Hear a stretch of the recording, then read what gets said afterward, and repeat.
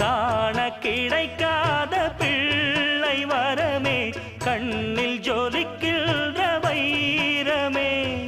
கோடி கொடுத்தாலும் உன்னை போல செல்வம் கிடைக்காது வாழ்விலே.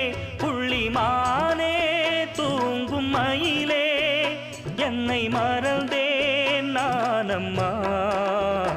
எந்தன் வாழ்க்கையின் அர்த்தம் சொல்ல பூக்களின் வண்ணம் கொண்டு பிறந்த மகளே என் மகளே.